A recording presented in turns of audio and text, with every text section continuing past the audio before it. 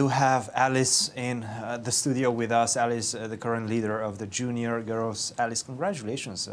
Difficult game against Rose. Tell us a bit about this brewing rivalry. She's almost your age as well. You know her well? No, this is actually my first time I'm playing against her, but obviously she's in really great shape. She just drew Carissa yesterday, and I think Royan the round before. So this game I thought it was quite interesting. I thought it wasn't easy. There were some moments, especially I think this sequence right here, when she started pushing her pawns and you had to make this big decision of breaking in the center with d5. How did you come to that conclusion? After this, so I played d6 here. I wasn't sure whether this was good. I was expecting her to play queen e5 or queen e6, after which I calculated knight takes e4, knight takes e4. I actually calculated queen takes e4, queen takes, knight takes. And here, if rook takes d7, so bishop f5, I was more concerned about. And then I thought I could play d7, rook d8, and f3. So, I mean, here she can't take on d7 because I always have knight c5, or after rook takes d7, bishop takes knight c5, or bishop takes nice knight c5. Calculation, yeah.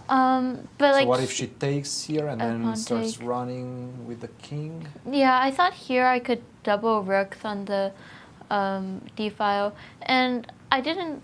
I thought here I would be able to do king f2, king f3, king g4, but I guess she's maybe she has some b6, yeah, rook a7, b6, things of that nature. But still, not easy to calculate, not easy to come to this conclusion. She played queen d8. Did this surprise you, this passive approach by her? Yeah, I was pretty surprised because I thought queen e5 is, I mean, it should probably be around a draw. Even if I do win a pawn or something, it should trade into a rook ending. But after queen d8, knight takes e4, bishop f5, f3.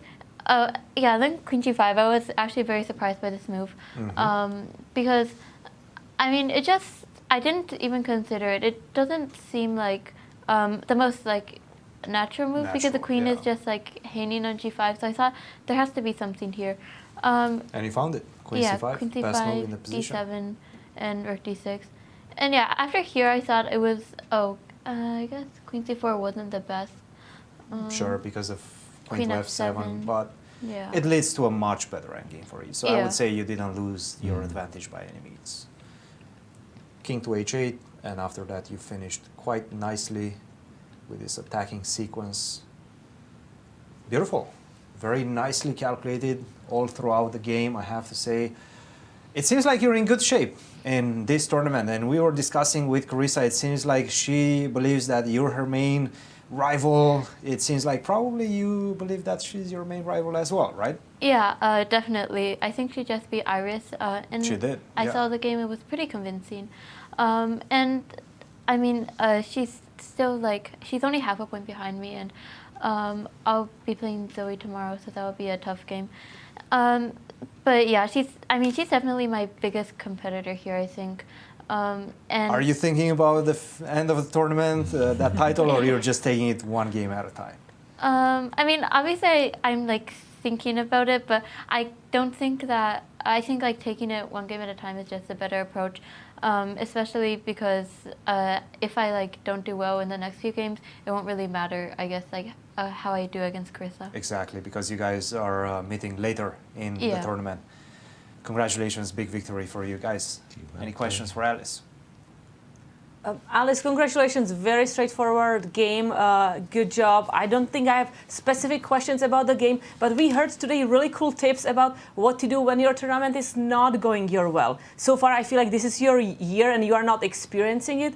But I'm wondering, do you have any tips what to do after you have a bad tournament or after you have a very bad loss in a tournament?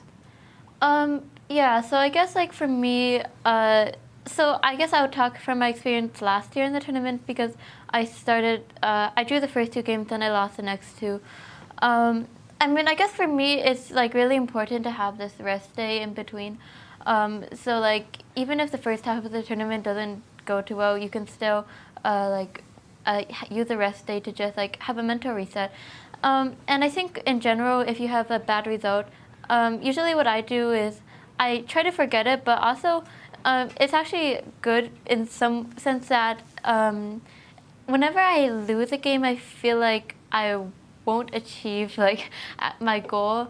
So it puts less pressure on myself in like some ways, and just like being able to think that like have this mentality that to be like just not care as much in some ways is good, because then you won't like keep thinking about the pressure that you put on yourself.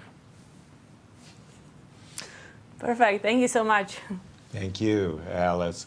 And here we have